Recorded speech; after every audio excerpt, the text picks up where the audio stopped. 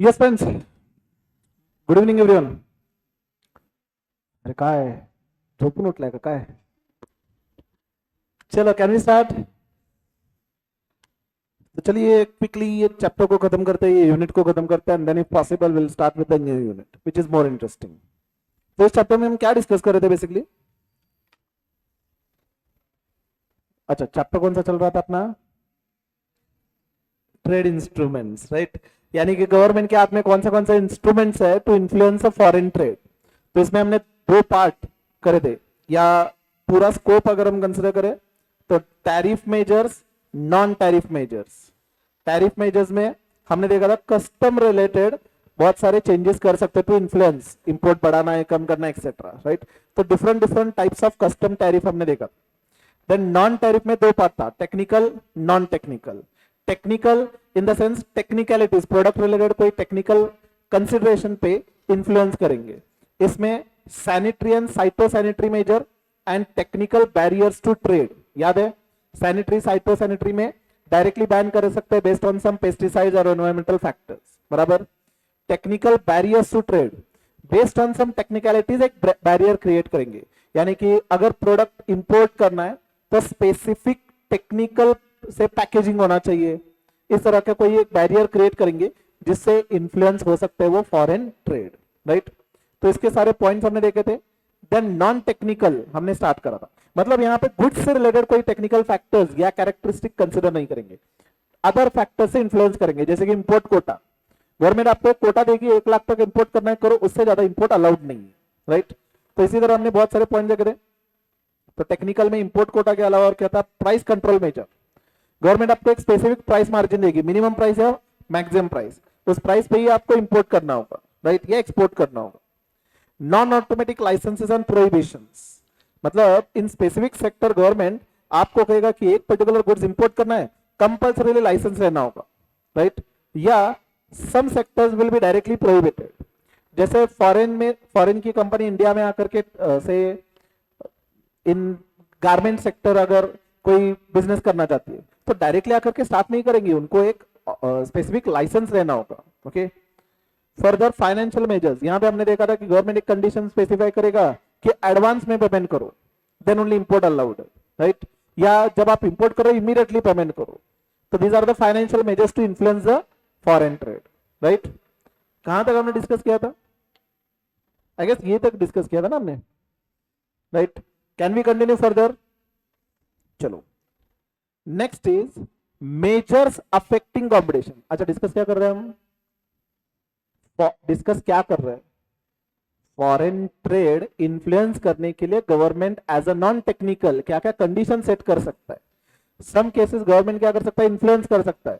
सम cases government ऐसे restriction डालेगा जिसमें इंपोर्ट करना मुश्किल होगा, राइट. तो ये डिस्कस कर रहे हैं. तो गवर्नमेंट क्या क्या कर सकता है वो डिस्कस कर रहे हैं. अगेन गवर्नमेंट यहां पे क्या क्या कर रहा है? इंपोर्ट कोटा दे रहा है, यानी कि कोटा के अंदर ही आपको इंपोर्ट करना है, उससे आगे इंपोर्ट अलाउड नहीं है. सेकेंड हमने देखा था again price control measure, government specify करेगा एट व्हाट प्राइस आप इंपोर्ट करोगे. नॉन ऑटोमेटिक लाइसेंसेस, गवर्नमेंट कहेगा इंपोर्ट करना है ना, पहले लाइसेंस लो. जैसे टेक्सटाइल के केस में है, डायरेक्टली आप यहां पे आकर के इंपोर्ट करके बिजनेस नहीं कर सकते, लाइसेंस लेना होगा.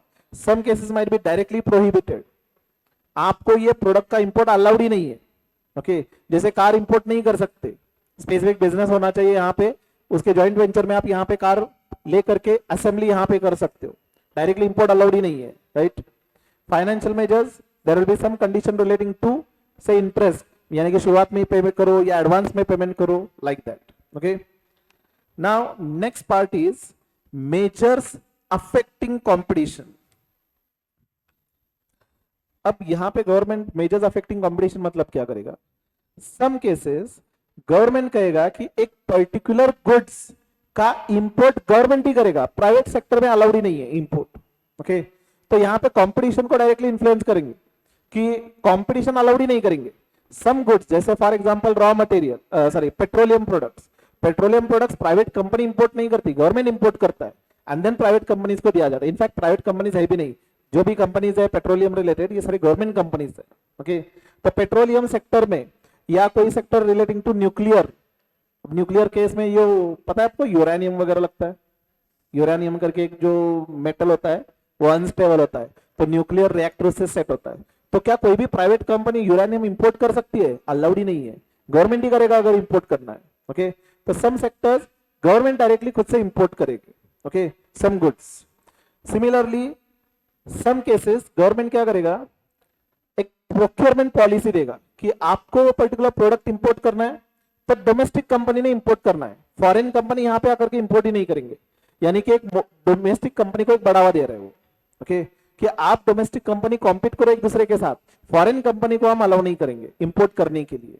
Okay, so these are some of the measures which will be influencing the competition.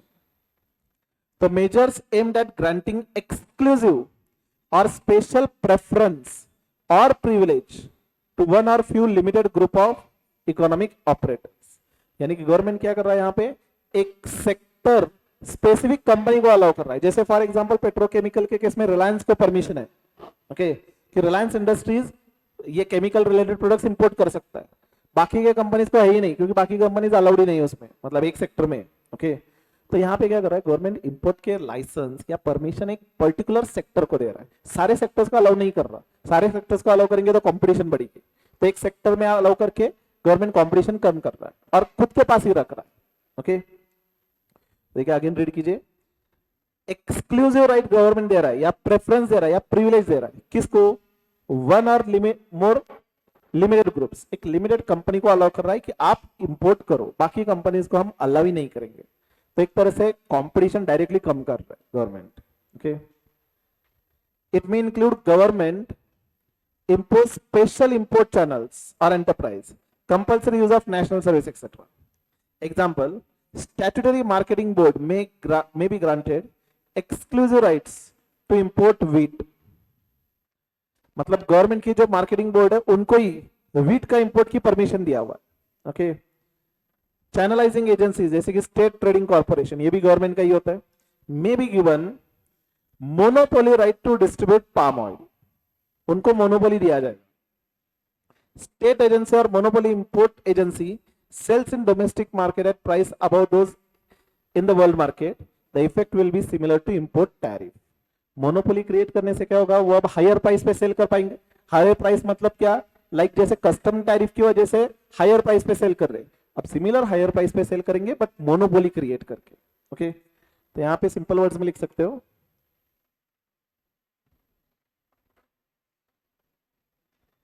import rights given to single slash few companies so that monopoly is created. Import rights given to single or few company so that monopoly is created.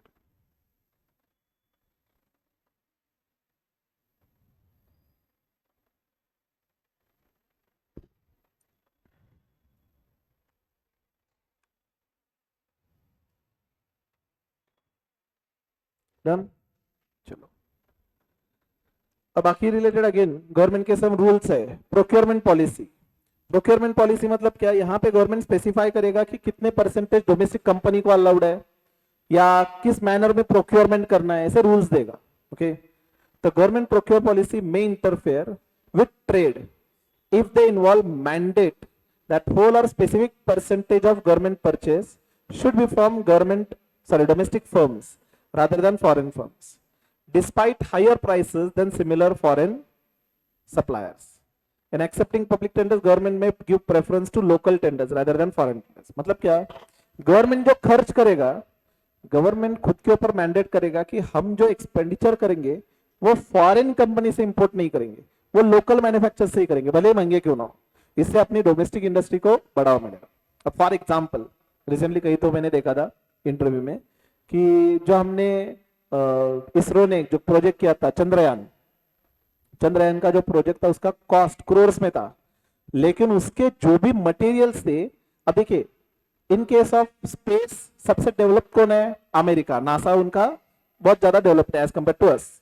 तो हम NASA से भी technology ले सकते थे, लेकिन अपनी government ने क्या करा, गवर्नमेंट ने स्ट्रिक्ट मैंडेट रखा था इसरो को कि चंद्रयान प्रोजेक्ट के लिए जो भी आप मटेरियल्स परचेस करोगे ये डोमेस्टिक कंपनी से ही परचेस करेंगे। एंड डोमेस्टिक कंपनी ये सारे स्टार्टअप कंपनीज में स्टार्ट करे हुए थे। तो गवर्नमेंट ने एक साइड से डोमेस्टिक कंपनी को भी बढ़ावा दिया कि आप स्टार्टअप में ये relating to that space products manufacture करो, इसरो डायरेक्टली आपसे परचेस करेगी। तो गवर्नमेंट ने क्या करा, खुद का जो प्रोजेक्ट था, से 400 करोड़ का प्रोजेक्ट था उनका, सपोजिंग, ओके, ये प्रोजेक्ट के लिए जो एक्सपेंडिचर था ये सारे प्रोडक्ट्स कहां से परचेस करे, डोमेस्टिक कंपनी से। हो सकता था कि हम नासा से भी परचेस कर सकते थे, माइट बी कॉस्ट से होता, लेकिन गवर्नमेंट ने यहाँ पे प्रोक्योरमेंट पॉलिसी में कंसिडर किया था कि specific percentage government purchase should be from domestic form. तो प्रोक्योरमेंट पॉलिसी, इससे क्या होगा, इंपोर्ट डेफिनेटली इन्फ्लुएंस होगा। अब ये प्रोडक्ट जो 400 करोड़ बाहर की कंपनी से लेते तो इंपोर्ट बढ़ सकता था, लेकिन गवर्नमेंट ने बहुत सारे प्रोजेक्ट्स पे कंडीशन रखी है कि हम डोमेस्टिक कंपनी से ही लेंगे। ओके, तो यहां पे लिख सकते हो सिंपल वर्ड्स में,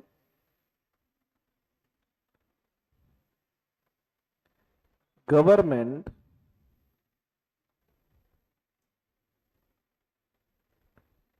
will purchase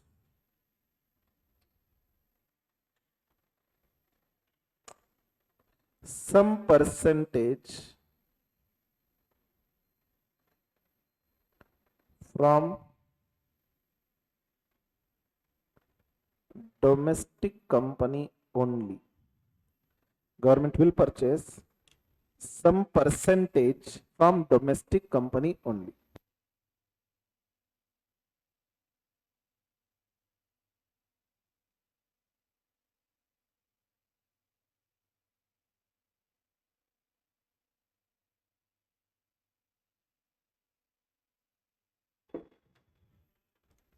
डन। तो ये रिस्ट्रिक्शंस है गवर्नमेंट के जो डेफिनेटली इंपोर्ट को इन्फ्लुएंस करेंगे। Okay, next, trade related investment measures. अब यहां पे गवर्नमेंट क्या कर रहा है, ट्रेड रिलेटेड इन्वेस्टमेंट पे कंडीशन रख रहा है। जैसे फॉर एग्जांपल से ये अपनी इंडिया है, यहां पे फॉरेन से कोई कंपनी आ रही है, से टेस्ला आ रही है इंडिया में मैन्युफैक्चर करने के लिए। पहले तो कंडीशन डायरेक्टली कार इंपोर्ट नहीं कर सकते, तो यहां पे हमने टेस्ला के ऊपर क्या कंडीशन रखी है, आप यहां पे आकर के कंपनी स्टार्ट करोगे, यहां पे प्रोडक्ट्स की असेंबली करोगे एंड कार यहां पे बनाओगे, डायरेक्टली कार वहां पे यूएसए में बना करके इंडिया में इंपोर्ट नहीं करोगे। फर्दर गवर्नमेंट ने क्या कंडीशन रखा है कि जब ये असेंबली करेंगे तो जो रॉ मटेरियल है, जो भी मटेरियल आप इंजन परचेस करोगे, मेटल परचेस करोगे, उसका 25% कंपल्सरीली इंडियन कंपनीज मैन्युफैक्चर्ड से ही आपको प्रोक्योर करना होगा। ओके, आप सारे के सारे मटेरियल जो है यूएसए से बनवा करके इंडिया में आकर के सिर्फ असेंबली करोगे, हम परमिशन ही नहीं देंगे। अगर इंडिया में आकर के आपको कंपनी स्टार्ट करना है कार की, तो आप क्या करो, सपोज एक कार बनाने के लिए खर्चा आ रहा है 10 लाख, तो 10 लाख में से 2.5 लाख तो एटलीस्ट जो आप कंपोनेंट्स परचेस करोगे वो कंपल्सरी डोमेस्टिक इंडियन कंपनी से ही परचेस करना होगा। ओके, बाकी के 7.5 लाख आप यूएसए से इंपोर्ट करवा लो, यहां पे असेंबली करो। This is the condition relating to investment.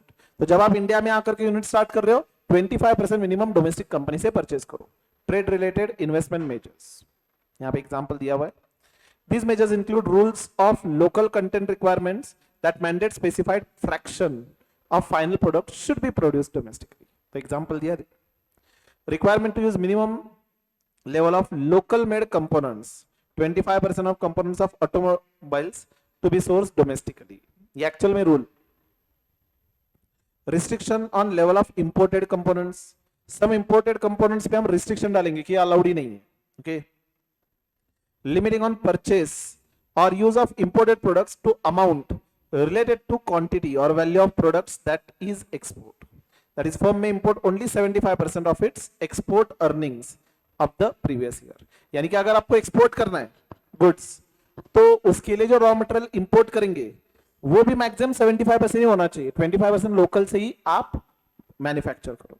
तो गवर्नमेंट ने क्या स्कीम अनाउंस करी थी, आत्मनिर्भर भारत। तो this also part of this only. जो भी प्रोडक्ट्स हम परचेस करेंगे वो सारे के सारे इंडियन मेड प्रोडक्ट्स ही परचेस करेंगे मैक्सिमम। फॉरेन कंपनी के ऊपर भी रिस्ट्रिक्शन डाला कि 25% तो इंडिया से ही मैन्युफैक्चर करना हो। अगर आप एक्सपोर्ट कर रहे हो जिसका रॉ मटेरियल बाहर से मिल रहा है, मैक्सिमम 75% आप इंपोर्ट करो, बाकी के 25% तो इंडियन से ही मैन्युफैक्चर करना होगा। ये investment related measures. Have you all understood? Distribution restrictions, जब भी बाहर से गुड इंडिया में आ रहे हैं तो हम स्पेसिफिक डिस्ट्रीब्यूशन नेटवर्क या चैनल बताएंगे, वैसे ही करना होगा। जैसे फॉर एग्जांपल एक्चुअल में रूल है, फ्रूट्स यहां पे दिया हुआ है, फ्रूट्स जो आते हैं इंडिया में उसको डिस्ट्रीब्यूट करने के लिए गवर्नमेंट के स्पेसिफिक रूल्स है कि जो फ्रूट्स बाहर से आएंगे स्पेसिफिक रेफ्रिजरेशन में स्टोर होना चाहिए। डिस्ट्रीब्यूशन भी वो कोल्ड चेन व्हीकल होता है, पता है cold chain vehicle, refrigerated vehicle होता है, जो मिल्क वगैरह ट्रांसपोर्ट करते हैं व्हीकल, उनके अंदर एक स्पेसिफिक टेम्परेचर मेंटेन किया जाता है। वैसे कोल्ड चेन व्हीकल्स होते हैं जिसमें टेम्परेचर सेट होता है, तो उसी व्हीकल से फ्रूट्स का डिस्ट्रीब्यूशन होगा to all the areas, network जहां पे भी है, जहां पे आउटलेट्स है। ओके, तो गवर्नमेंट का रूल है relating to distribution restrictions. Read कीजिए, distribution restrictions are limitations imposed on distribution of goods in importing country involving additional license or certification requirement. They may relate to geographical restrictions, restriction as to type of agents who may resell. तो geographical restriction हो सकता है कि कौन agent cell करेगा, कौन से area में सेल करेंगे, मोड क्या होना चाहिए स्टोर करने का, ट्रांसपोर्ट करने का।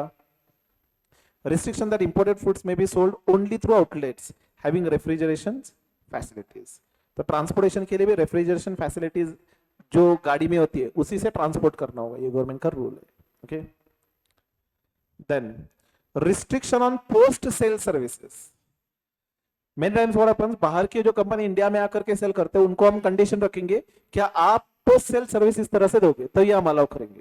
जैसे वीवो है ना, ओप्पो, ये जो मोबाइल है ये कौन से कंट्री के है, चाइना के, तो उनके ऊपर हमने कंडीशन क्या रखी है, हम आपको इंडिया में आकर के गुड सेल करने के लिए देंगे ऑप्शन, लेकिन कंपलसरी हर सिटी में आपका एक ऑफिस होना चाहिए, हर सिटी या डिस्ट्रिक्ट बेस में आपका एक ऑफिस होना चाहिए जो कस्टमर्स को सर्विस देगा। सेल करने के बाद अगर आपके मोबाइल को कुछ हो जाता है तो ऑथराइज सर्विस सेंटर होता है, पता है मोबाइल के, तो वीवो एंड ओप्पो के ऊपर ये कंडीशन स्पेसिफिकली रखी गई है कि आप इंडिया में आकर के सेल करो, कोई प्रॉब्लम नहीं है, लेकिन कंडीशन ये कि हर सिटी में आपके ऑथराइज सर्विस सेंटर्स होने चाहिए।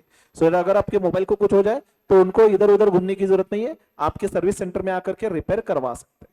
तो ये क्या किया गवर्नमेंट ने, post sale service, name itself suggest, sales करने के बाद सर्विस जो होती है वो देना है, पोस्ट सेल सर्विस। कार्स के केस में या टू व्हीलर जब आप परचेस करते हो, तो आज टू व्हीलर परचेस किया तो सेलर एंड आपका रिश्ता वहीं पे खत्म होता है, बराबर, लेकिन सेलर जो है आपको 1 साल की गारंटी देता है या 1 साल की फ्री सर्विसिंग देता है, पता है, एवरी 3 मंथ्स आप जाकर के सर्विसिंग कर सकते हो। ये क्या होता है, ये पोस्ट सेल सर्विस होती है, सेल होने के बाद आगे आपको सर्विस दी जाएगी। ओके, तो ये पोस्ट सेल सर्विस के ऊपर गवर्नमेंट रिस्ट्रिक्शन डालता है, कंडीशन डालता है।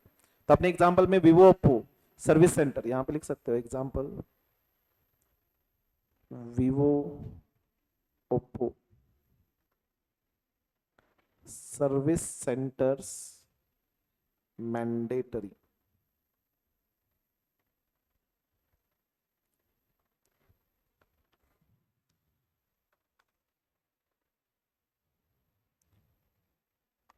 डन। उसके बाद एडमिनिस्ट्रेटिव प्रोसीजर्स, अगर गवर्नमेंट को कोई एक पर्टिकुलर प्रोडक्ट का इंपोर्ट डिस्करेज करना है तो गवर्नमेंट इतने सारे एडमिनिस्ट्रेटिव प्रोसीजर्स लगाएगा कि वो इंपोर्ट करना ही डिफिकल्ट होगा। ओके, सपोज ड्रग्स रिलेटेड या केमिकल रिलेटेड इंपोर्ट गवर्नमेंट को डिस्करेज करना है, डायरेक्टली बैन तो नहीं कर सकते लेकिन डिस्करेज करना है, तो इतनी फॉर्मेलिटीज डालेंगे कि जब आप गुड्स ला रहे हो पोर्ट पे आपको एक स्पेशल से सर्टिफिकेट देना होगा, देन स्पेसिफिक से अथॉरिटी से परमिशन लेना होगा, गुड्स 10 दिन के अंदर आपको वेयरहाउसिंग से क्लियर करवाने होंगे, क्लियरिंग करते टाइम आपको से एक स्पेसिफिक फॉर्म भरना होगा, इतने सारे प्रोसीजर कंप्लायंस डालेंगे कि इंपोर्ट करना ही डिफिकल्ट होगा, या इंपोर्ट अगर करते हो तो कंप्लायंस में ही आधा पर्सन जो है वो इंपोर्ट डिस्करेज हो जाएगा। ओके, अपनी कंट्री में है वैसे बहुत सारे सेक्टर्स में प्रोसीजरल नॉर्म्स इतने हैं कि डिस्करेज करना है उनको गवर्नमेंट। ठीक है, अब बिजनेस स्टार्ट करना है तो बहुत सारे केमिकल रिलेटेड बिजनेस में गवर्नमेंट सपोज इतना एडमिनिस्ट्रेटिव स्ट्रक्चर रख रहा है। अब मेरे साइड से मैंने बताया था, मेरा एक क्लाइंट एक केमिकल इंडस्ट्री डालना चाहता था केमिकल रिलेटेड, तो वो जब पहली बार आया था तो उसने कहा कि उसको केमिकल इंडस्ट्री डालना है, फाइनेंस वगैरह हो जाएगा, बहुत सारे अप्रूवल्स लेने हैं, वो डालने के बाद इतना इतना इनकम होगा, उसने सब कुछ कैलकुलेट कर रखा था कि कस्टमर्स कौन होंगे, उनके साथ टाइप भी किया था कि वंस वी स्टार्ट आप डायरेक्टली हमसे ये केमिकल्स प्रोसेस करके परचेज करोगे वगैरह वगैरह। तो he was expecting some revenue in crores. Okay, problem ये था कि उसको परमिशन मिलते तक ऑलमोस्ट 7 मंथ्स निकल गए। मतलब पहले एमआरडीसी में जगह लेनी थी तो उसका अप्रूवल एमआरडीसी से उस वो लेने के लिए ऑलमोस्ट 1.5 मंथ गया। उसके बाद उसको एक केमिकल से कोई जो गवर्नमेंट का एक अथॉरिटी है उससे अप्रूवल लेना था, वो लेने के लिए ऑलमोस्ट 3 मंथ्स गए। उसके बाद वाटर कनेक्शन चाहिए केमिकल रिलेटेड के लिए, वो स्पेसिफिक प्लांट होना चाहिए उस पर्टिकुलर सेक्टर के लिए, वो वाटर अप्रूवल लेने में ऑलमोस्ट 3-4 मंथ्स गए। उसके बाद एमएससीबी का अप्रूवल चाहिए, इलेक्ट्रिसिटी बोर्ड का, देन पोल्यूशन कंट्रोल बोर्ड का अप्रूवल चाहिए, देन बिल्डिंग कंस्ट्रक्ट करनी है टाउन प्लानिंग का अप्रूवल चाहिए। इतने सारे अप्रूवल ऑलमोस्ट 7 मंथ्स तक ये सारे अप्रूवल लेते लेते वो इतना थक गया कि उसने वो प्लान ही कैंसिल कर दिया। उसने कहा कि रहने दो, मुझे बिजनेस ही नहीं करना है अपने कंट्री में, मतलब ये एडिशनल जो उसको करना था। तो गवर्नमेंट सम सेक्टर्स में क्या करता है, इतने सारे प्रोसीजरल नॉर्म्स लाता है कि वो पर्टिकुलर बिजनेस करना या पर्टिकुलर प्रोडक्ट इतना डिस्करेज हो जाएगा कि वो करेगा ही नहीं। That is administrative procedures. Okay, तो ये क्या है, अगेन बैरियर क्रिएट कर रहा है गवर्नमेंट। ओके, तो अनदर पोटेंशियल ऑब्स्ट्रक्शन, ऑब्स्ट्रक्ट करना मतलब क्या, रिस्ट्रिक्ट करना to free trade is costly and time consuming administrative procedures which are mandatory for import of foreign goods. This will increase transaction cost and discourage imports. The domestic import competing industries gain by such non-tariff measure. Example includes specifying particular procedures and formalities, licence लेना, administrative delay, red tapism हमने शुरुआत में discuss किया था। Red tapism क्या होता है याद है, सोशलिज्म में लेट करना गवर्नमेंट के इतने सारे प्रोसीजर्स। मैंने एग्जांपल दिया था मेरा खुद का, मैरिज सर्टिफिकेट लेने के लिए ऑलमोस्ट कितने दिन गए मुझे, that is red tapism. Corruption in custom clearing frustrating the potential importers, procedural obstacles linked to prove compliances। Simple words में एडमिनिस्ट्रेटिव प्रोसीजर्स इतना कंबरसम करेंगे को इसका मतलब एक तरह से इंपोर्ट करना ही डिफिकल्ट होगा, डिस्करेज होगा। Okay, then rules of origin. Rules of origin मतलब क्या, यहां पे कौन से कंट्री से गुड्स आ रहे हैं उसके बेसिस पे रूल्स अलग अलग होंगे। ओके, मतलब यूएसए से अगर गुड्स आ रहे हैं तो गवर्नमेंट को यूएसए के साथ इंपोर्ट प्रमोट करना है तो हम रूल्स बहुत कम रखेंगे, कंप्लायंस कम रखेंगे। चाइना से गुड्स आ रहा है तो वहां पे वैसे भी चाइना के साथ अपना प्रॉब्लम चल रहा है, राइट, तो वहां पे कंप्लायंस इतना बढ़ा देंगे कि चाइना से गुड्स इंपोर्ट करना डिफिकल्ट हो जाएगा। तो कौन से कंट्री से गुड्स ओरिजिन होकर के आ रहे हैं उस हिसाब से रूल्स बनेगा।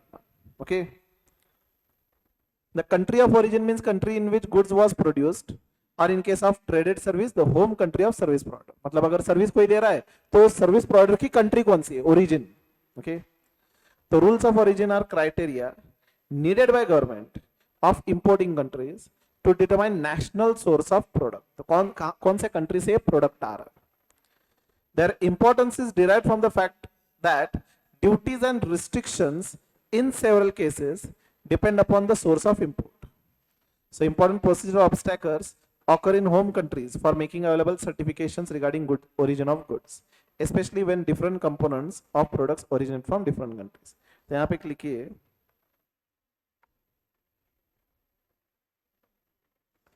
different rules for different product imported from different countries, and from different countries मतलब ये ओरिजिन है, यहां से गुड्स आ रहा है अपने कंट्री में,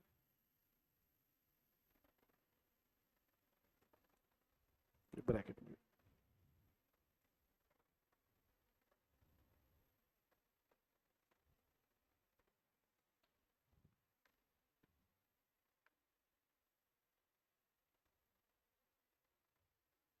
डन।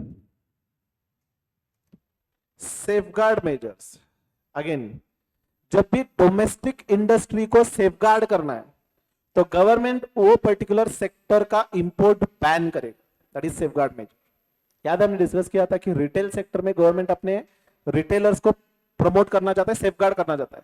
तो रिटेल सेक्टर में हमने अभी तक अलाउ नहीं किया फॉरेन कंपनीज को। Walmart, if you remember, Walmart को जिस दिन परमिशन देंगे हम, उस दिन अपने रिटेल सेक्टर्स आधे दुकान बंद हो जाएंगे, क्योंकि ऑलरेडी रिटेलर्स को अब बिजनेस करना मुश्किल है।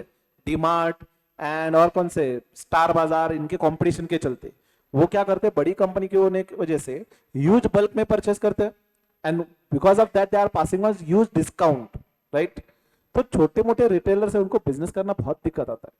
आज के डेट में बहुत सारे रिटेलर्स ऑलमोस्ट बंद होने को है। आज अमेजॉन की वजह से या ऑनलाइन पोर्टल की वजह से टू सम एक्सटेंट उनका बिजनेस चल रहा है, क्योंकि ये सारे रिटेलर्स क्या करते हैं, फिर ऑनलाइन पोर्टल पे एनरोल करते हैं, तो वहां से सेल कर सकते हैं। लेकिन ऑलरेडी ये बंद होने को है, ऑलरेडी इनका फ्यूचर अब रिस्क में है, एंड अगर हम फॉरेन से रिटेल सेक्टर में अलाउ करें तो ये तो बंद ही हो जाए। गवर्नमेंट नहीं चाहता, क्योंकि अगर ये बंद हो जाए तो बहुत सारी अनएम्प्लॉयमेंट क्रिएट होगी, राइट। तो गवर्नमेंट ने हम अपने ये रिटेल सेक्टर्स को सेफगार्ड करने के लिए अब तक रिटेल सेक्टर में कोई इंपोर्ट कंपनीज को अलाउ नहीं किया। ओके, तो this is what safeguard measure. So these are initiated by countries to restrict import of products temporarily if domestic industry is injured or threatened with serious injury caused by surge in imports. तो domestic industry को अगर risk हो तो हम उसका import करने नहीं देंगे, टेम्परली उसको बैन करेंगे। Restriction must be for limited time and non discriminatory. तो लिमिटेड टाइम के लिए रिस्ट्रिक्शन होता है। ओके, तो प्रोडक्ट्स की बात कर रहे हैं यहाँ पे, जो मैंने कहा कि रिटेल सेक्टर वो कंपनीज को अलाउ नहीं किया अब तक। ओके, तो इसमें डिफरेंस है, वैसे लास्ट चैप्टर में डिस्कस करेंगे कि कंपनीज को अलाउ ना करना एक बात है, एंड वो गुड्स इंपोर्ट करवाने के लिए रिस्ट्रिक्शन डालना वो एक अलग बात है। तो जो मैंने आपको रिटेल सेक्टर के बारे में बताया था वो कंपनीज को अलाउ नहीं कर रहे, फॉरेन से वॉलमार्ट जैसी कंपनी को हम अलाउ नहीं कर रहे। सिमिलरली डोमेस्टिक इंडस्ट्रीज को अगर सेफगार्ड करना है तो बहुत सारे गुड्स जो फॉरेन में अवेलेबल है उनको इंपोर्ट करने के लिए अगर हम परमिशन देंगे तो अपने लोकल मैन्युफैक्चरर्स बंद हो सकते, तो उनको हमने टेम्परली बैन करा हुआ। ओके, एंड देन एम्बार्गो, ये मैंने ऑलरेडी आपको बताया था। एम्बार्गो मतलब क्या, टोटल बैन। जब भी कंट्री के साथ ट्रेड रिलेशन खराब हो तो कंट्री क्या करती है, टोटल बैन करती है उस पर्टिकुलर कंट्री के साथ। जैसे अपना जब वॉर हुआ था पाकिस्तान के साथ, तो हमने एम्बार्गो लगाया था कि पाकिस्तान से हम कोई गुड्स इंपोर्ट नहीं करेंगे, उनको कोई एक्सपोर्ट नहीं करेंगे। यूएसए ने जब वॉर किया था सीरिया के साथ एंड क्यूबा के साथ सम इयर्स बैक, तो यूएसए ने एम्बार्गो लगाया था कि सीरिया एंड क्यूबा के साथ हम कोई ट्रेड रिलेशन नहीं रख रहे। ओके, वो मैंने वीडियो भी देखा था कहीं, तो अभी नहीं लगाएंगे भले, लेकिन वो वर्ड यूज करते हैं कि एम्बार्गो लगा रहे, मतलब हम डायरेक्टली सारे एक्सपोर्ट एंड इंपोर्ट उस कंट्री के साथ बंद कर रहे। आपने वो मूवी देखी है परमाणु, परमाणु देखिए, उसमें लास्ट में एक्चुअल क्लिप्स दिखा है, आई थिंक उसमें भी ये वर्ड यूज किया हुआ है। ओके, जब हमने न्यूक्लियर टेस्ट करा हुआ था, आपको पता है न्यूक्लियर जब हमने टेस्ट किया था 1998 में, तो यूएस ने कहा था कि आप टेस्ट नहीं करोगे। अब देखिए यूएसए की कैसे नाटक होते, दादागिरी करते हैं अननेसेसरी। खुद 1945 में पहले टेस्ट करके बैठा है, खुद पहले किसी कंट्री के ऊपर न्यूक्लियर बॉम्ब उन्होंने डाला हुआ है, ठीक है, मतलब पहले खुद से किया हुआ है उन्होंने। और उसके बाद अगर हम न्यूक्लियर टेस्ट कर रहे हैं अपने प्रोटेक्शन के लिए, अपने एनर्जी मैन्युफैक्चर के लिए, तो यूएस ने कहा था कि आप ये न्यूक्लियर टेस्ट नहीं करोगे। डायरेक्ट दादागिरी। अगर आप करते हो तो we will consider you as an enemy country, तो हम आपके अगेंस्ट वॉर भी कर सकते हैं या सारे ट्रेड रिलेशन स्टॉप करेंगे। तो एक बार जब पावर में थी कांग्रेस गवर्नमेंट, तो हमने न्यूक्लियर टेस्ट करने के लिए ट्राई किया था, यूएस ने डायरेक्टली कहा था आप न्यूक्लियर टेस्ट नहीं करोगे, एंड इसके चलते इंटरनेशनल प्रेशर्स की वजह से हमने वो टेस्ट बैन, मतलब कैंसिल भी करा था, बीच में ही रोक दिया था वो टेस्ट करना। ओके, पाकिस्तान को अलाउ किया था पहले, अपने से पहले पाकिस्तान में न्यूक्लियर टेस्ट हुआ था, एंड हमें छुप छुप करके टेस्ट करना पड़ा। मूवी में बहुत अच्छे से दिखाया वो परमाणु में कि किस तरह से उनकी सैटेलाइट कंटिन्यूसली हमें वॉच कर रही थी, एंड यहाँ पे टेस्ट करने के लिए इवन टायर्स के जो क्योंकि पता था कि स्पेसिफिक एक ठिकाना ही हो सकता है, वो जो कौन से एरिया में, राजस्थान का वो एरिया था ना, कौन सा, पोखरन। तो पोखरन क्योंकि वहां पे लीस्ट पॉपुलेटेड है, एंड वहां पे नीचे वो टेस्ट करना पड़ता है क्योंकि इसका इंपैक्ट यूज हो सकता है। तो यूएस ने कहा था कि आप टेस्ट नहीं करोगे, रात को उनकी सैटेलाइट का जो टाइम जब दूसरी जगह देख रहा होता है, तब हमने चुप चुप करके वो टेस्ट करा। ओके, तो how the things are see international world में। एनीवेज, जब हमने टेस्ट करा, जब ये टेस्ट सक्सेस भी हुआ, तब यूएसए ने बहुत नाराजी इंटरनेशनल मार्केट में दिखाई थी कि इंडिया ने हमारी परमिशन ना होते हुए भी टेस्ट किया, तो हम एम्बार्गो लगा रहे इंडिया को। मतलब हम इंडिया से कोई गुड्स इंपोर्ट नहीं करेंगे, इंडिया को कोई गुड्स एक्सपोर्ट नहीं करेंगे। And that time the best thing was our prime minister was Atal Bihari Vajpayee. He was so dare, उसने कहा कि ठीक है एम्बार्गो लगाना लगाओ। 6 मंथ्स के अंदर वो एम्बार्गो निकाला दिया, क्योंकि उनके यहाँ पे जो राइस वगैरह जो आता है, व्हीट वगैरह जाता है, हमसे आता है। तो अगर वो बैन करेंगे तो हमसे जो गुड्स आ रहे थे उनके खाने के वांदे हो गए। तो 6 मंथ के अंदर वो एम्बार्गो निकाल दिया। तो बेसिकली दिस इज सिनेरियो। तो embargo is a total ban. तो जब भी वॉर वगैरह होता है ना, दिस टाइम एम्बार्गो लगाते हैं। ट्रेड रिलेशंस अगर खराब हो तो एम्बार्गो लगाते हैं। वो एक्सट्रीम एंड लास्ट रिजॉर्ट है ये। तो सिंपली इसको हाईलाइट करो, total ban imposed by government on import or export of some or all commodities to a particular country. That may be for specified period or indefinite periods. Period mention ही नहीं करेंगे। Actual में USA ने पहले embargo लगा, 6 months भी नहीं, 6 months के अंदर ही वो एम्बार्गो निकाल दिया उन्होंने।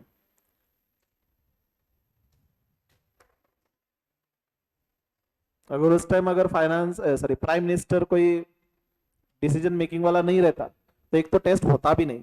एंड इमेजिन करो टेस्ट नहीं होता, तो how the scenario would be as of now. India would be never a power as if it is now. ये तो मैंने ये यहां तक भी सुना था कि 1960s में हम सोच रहे थे कि अब न्यूक्लियर टेस्ट करेंगे 1960s में। Okay, and that time prime minister was I guess Lala Lajpat Rai. उनको ताशकंद में किसकी डेथ हुई थी? ताशकंद में डेथ किसकी हुई थी? लाला लाजपत राय नहीं, नाम क्या था उनका, फॉरगॉट है।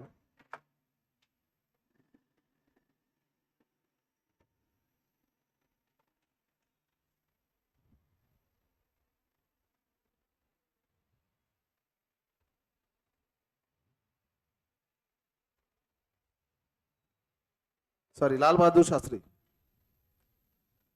तो he was also very adamant. उन्होंने भी कहा था कि हम न्यूक्लियर टेस्ट करेंगे। And he was also such a person जो इंटरनेशनल प्रेशर नहीं लेता था। तो ऐसे मैंने कहीं तो रीड किया था कि उस time he was under consideration कि वो न्यूक्लियर टेस्ट करेंगे। एंड उसकी वजह से उनको ताशकंद में, मतलब जो कंट्री, कौन सी कंट्री अभी पता नहीं, वहां पे बाय पॉइजन उनको मारा गया था। आपने मूवी देखी ताशकंद फाइल्स? मैंने भी नहीं देखी उसकी, लेकिन स्टोरी पता है मुझे। तो Lal Bahadur Shastri was a prime minister of our country, जो एक इंटरनेशनल मीटिंग के लिए वहां पे गए थे, जो पीस एग्रीमेंट था अपने कंट्री एंड पाकिस्तान के साथ ही, जो वॉर चल रहे थे उसके अगेंस्ट। तो वो मीटिंग थी फॉरेन में, ताशकंद करके कौन सी कंट्री में पता अभी याद नहीं उतना, तो एक स्पेसिफिक दूसरे कंट्री में ताशकंद सिटी है, वहां पे पीस एग्रीमेंट चल रहा था। एंड वहां पे उनको बाय पॉइजन मारा गया, prime minister of our country. And इसे कहा जाता है कि इसमें मेजर जो रोल प्ले कर रहे थे वो यूएसए, पाकिस्तान नहीं, यूएसए की सीआईए। क्यों? क्योंकि अगर उस टाइम इंडिया न्यूक्लियर टेस्ट करता तो आज के डेट में यूएसए के साथ अपनी India as a super power बनती, तो होने नहीं देना था, इसीलिए। एनीवेज, जाने दो। कहां थे हम? Embargo. Have you understood this embargo? अब एक्सपोर्ट रिलेटेड इतना इंपॉर्टेंट नहीं है। एक्सपोर्ट रिलेटेड मेजर्स, वैसे तो हम एक्सपोर्ट प्रमोट करते हैं, बट समटाइम्स हम एक्सपोर्ट कभी कभार बैन भी करते हैं। सम टाइम बैक ओनली हमने एक डिसीजन दिया था कि वीट का एक्सपोर्ट हम बंद कर रहे हैं।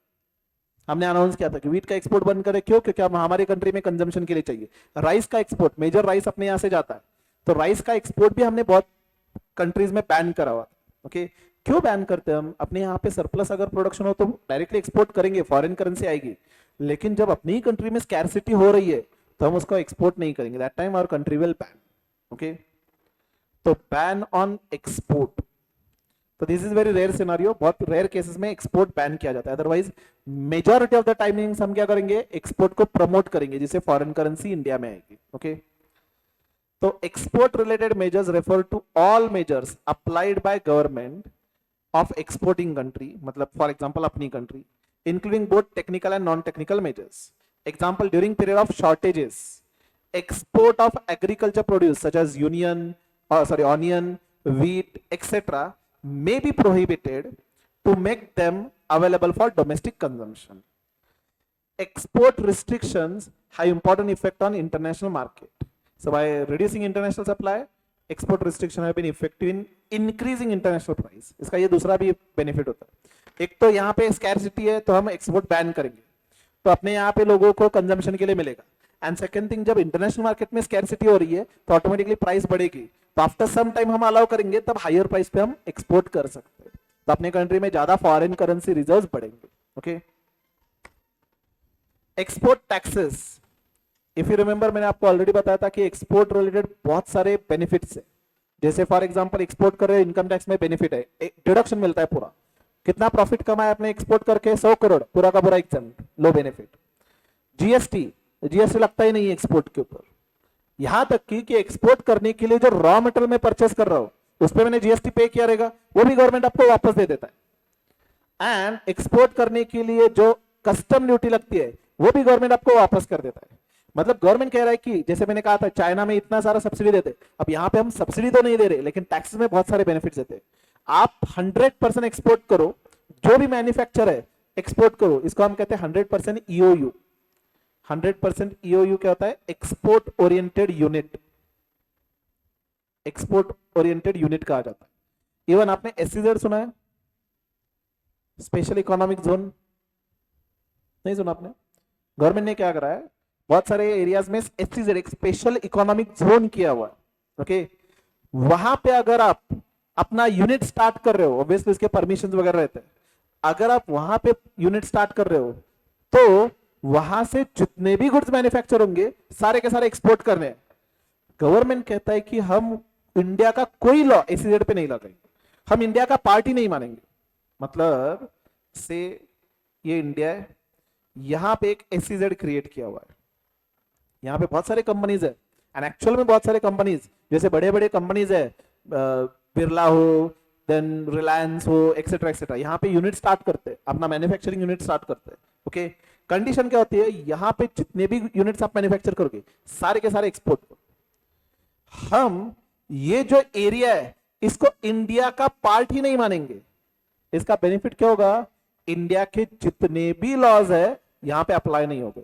इनकम टैक्स अप्लाई नहीं होगा, जीएसटी लॉ अप्लाई नहीं होगा, कंपनी लॉ अप्लाई नहीं होगा. यहां पे बस एक ही लॉ अप्लाई होगा, एसईजेड एक्ट. मतलब दुनिया भर के सारे बेनिफिट देंगे आपको. कंपनी लॉ का कंप्लायंस मत करो, इनकम टैक्स का कंप्लायंस मत करो, जीएसटी का कंप्लायंस मत करो.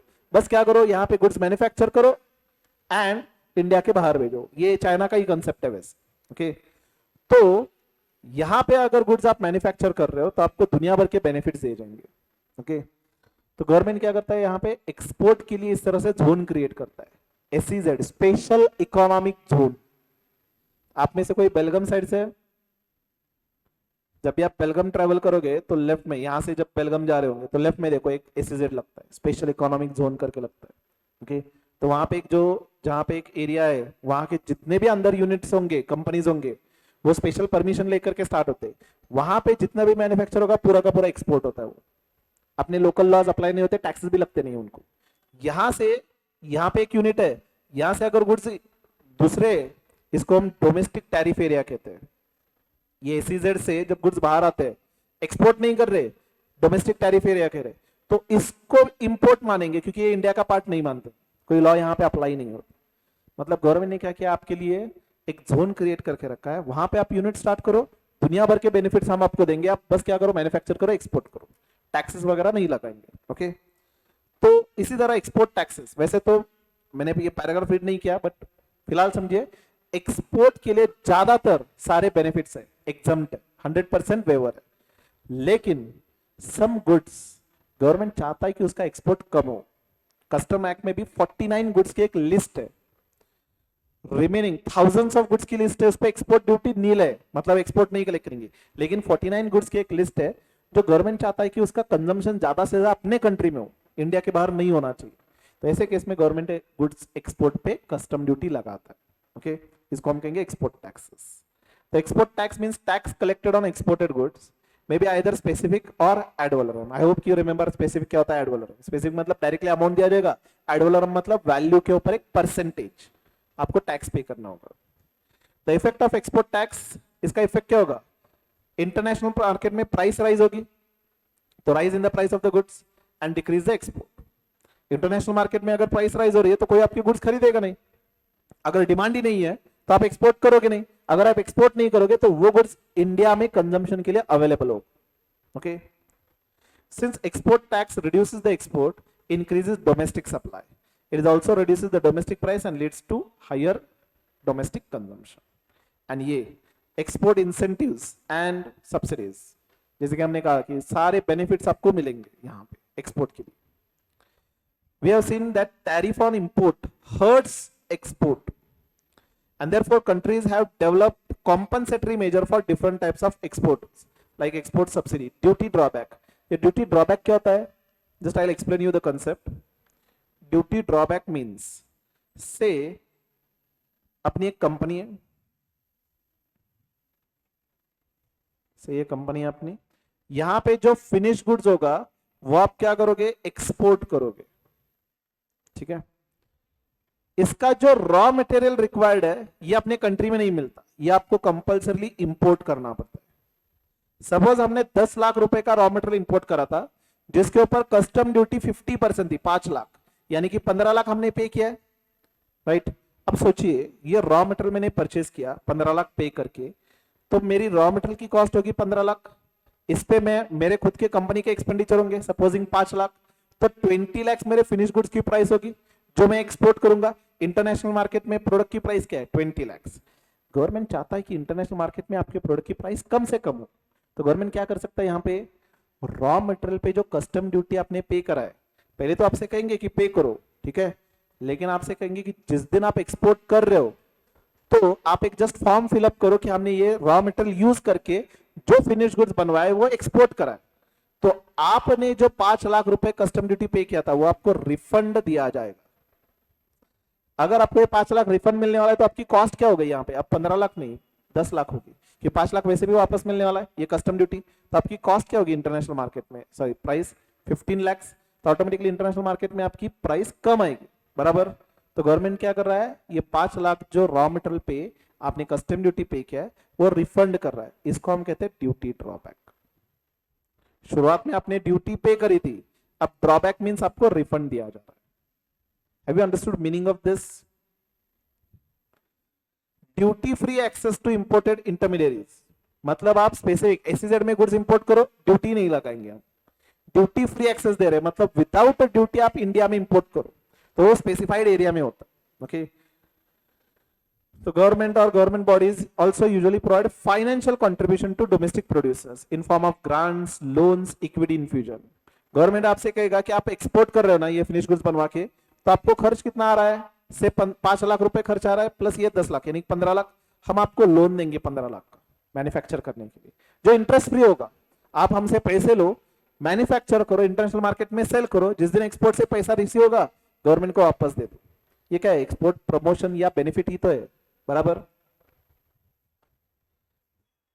और give some form of income और price support, government price support देगा। प्राइस सपोर्ट मतलब आपसे कहेगा कि आप से 15 लाख में सेल कर रहे हो, आपका ये एक्चुअल में 15 लाख खर्च हुआ है, हम आपको उसके लिए 3 लाख रुपए डायरेक्टली सब्सिडी देंगे या बेनिफिट देंगे।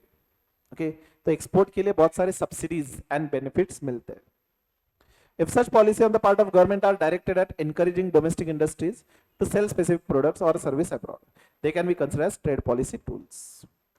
And then voluntary export restraints, मतलब क्या, कंडीशंस लगाना, रिस्ट्रिक्शंस लगाना। Some cases again goods export हमें करना नहीं है, इंडिया में ही कंज्यूम करना है, तो रिस्ट्रेंट्स लगाएंगे, कंडीशंस लगाएंगे। तो voluntary export restraints refer to the type of informal quota administered by exporting country voluntarily restraining the quantity of goods that can be exported out of country during specific period। तो simple words में restraint लगाना मतलब क्या, कोटा लगाना, कि आप maximum 1 lakh unit तक ही export करो, उससे ज्यादा एक्सपोर्ट हम अलाउ नहीं करेंगे। Have you understood? Read this part, the remaining. ये एक बार रीड करो और छोड़ दो, ये इतना इंपॉर्टेंट नहीं है।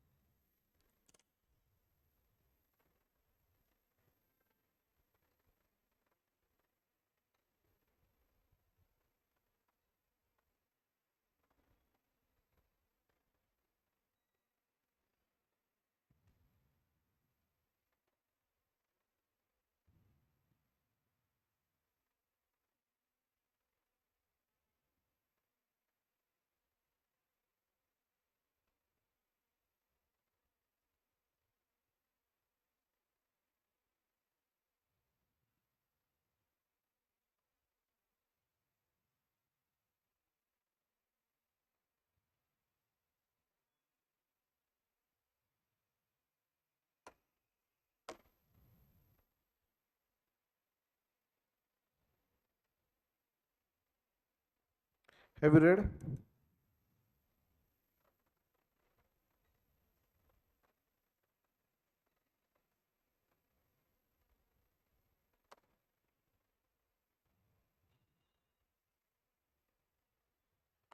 Done? Now if you have completed, read the questions.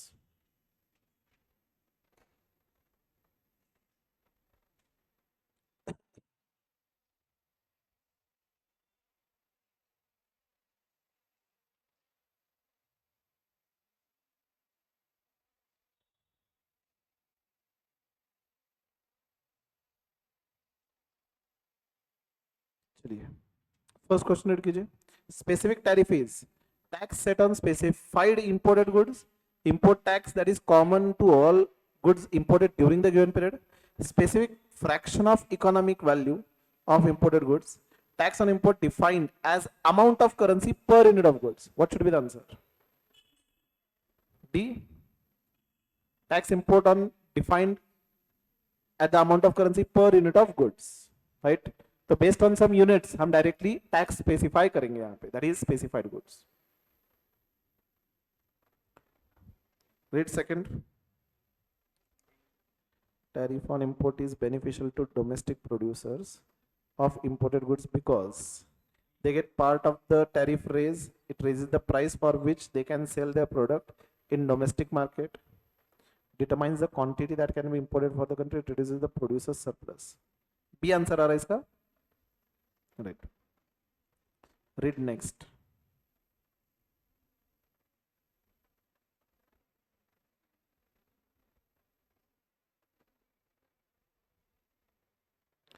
Tax applied as a specified percentage in the value of goods. This was called as ad valorem tariff. Escalated tariff refers to nominal tariff rate on raw material which are greater than tariffs on manufactured goods.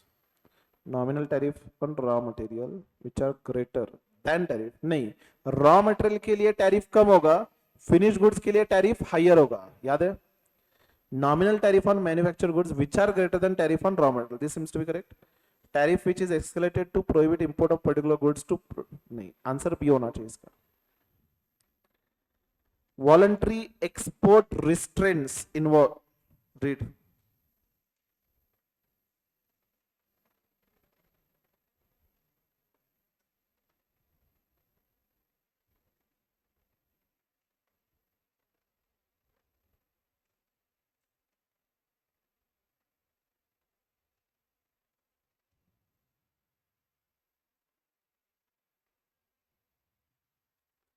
Voluntary export restraints involve importing country voluntarily restraining the quantity of goods that can be imported, so that can be exported into a country during specified period of time. Domestic firms agreeing to limit quantity of foreign products sold in the market. Exporting country voluntarily restraining the quantity of goods that can be exported out of country during the specified period of time, and quantity restriction imposed by importing countries government. Which would be the answer? C or A? A क्या है? Importing countries voluntarily restraining quantity of goods that can be exported into country during that specified period of time, and exporting country voluntarily restraining the quantity of goods that can be exported. C होना चाहिए ना इसका answer. Fifth का C, just check करते हैं. Fifth का C correct. Anti dumping duties याद है? चाइना डायरेक्टली डंप करते हो. तो anti dumping duties are additional import duties so as to offset the effect of exporting firms unfair charging of the price in foreign market which are lower than the production cost. Additional import duty to offset the effect of exporting firms increase competitiveness due to subsidies of the government. Additional import duty to offset the effect of exporting firms unfair charging of lower price in the foreign market. A and C above.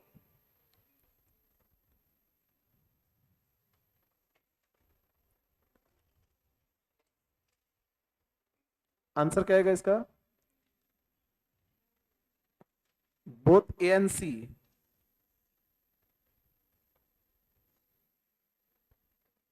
I guess C answer होना चाहिए.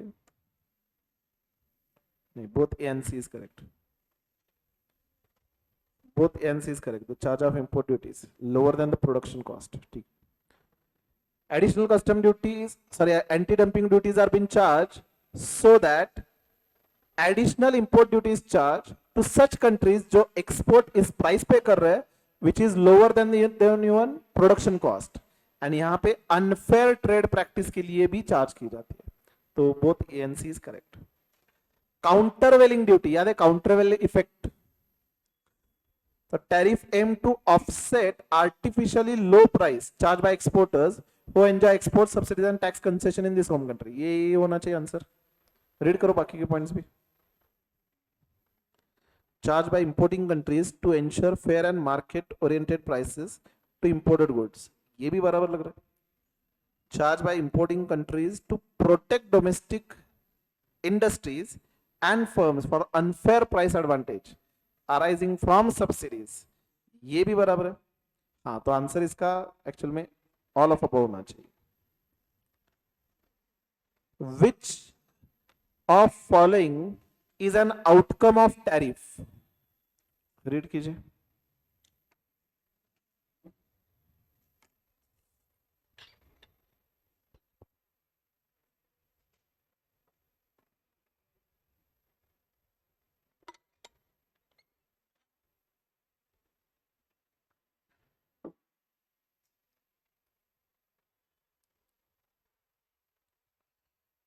Create obstacles to trade and increase volume of export. ये non tariff measure है. Then domestic consumers enjoy consumer surplus because consumer must now pay only lower price of the good. नहीं, ये tariff measure नहीं है. Discourage domestic consumers from consuming imported foreign goods and encourage consumption of domestically produced import substitutes.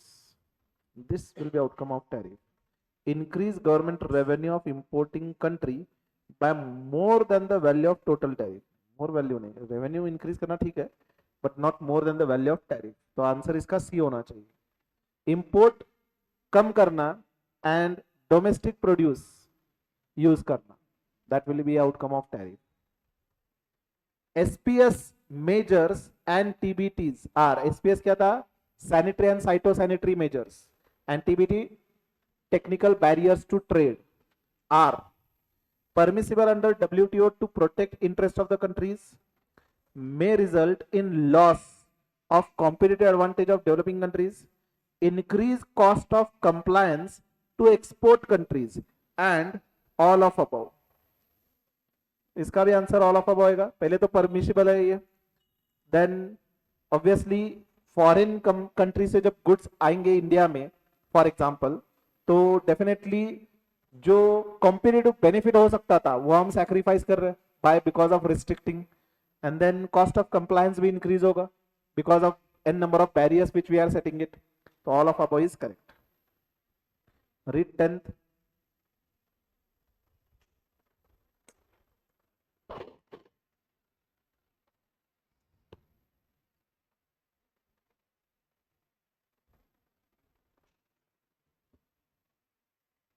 Which of the following is not a non-tariff barrier? Complex documentation, ये non-tariff barrier है. Import quota non-tariff barrier है. Countervailing duty ये tariff barrier है.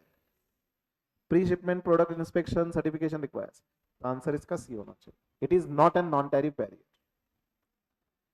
Under tariff rate quota, read the options and tell me which is correct.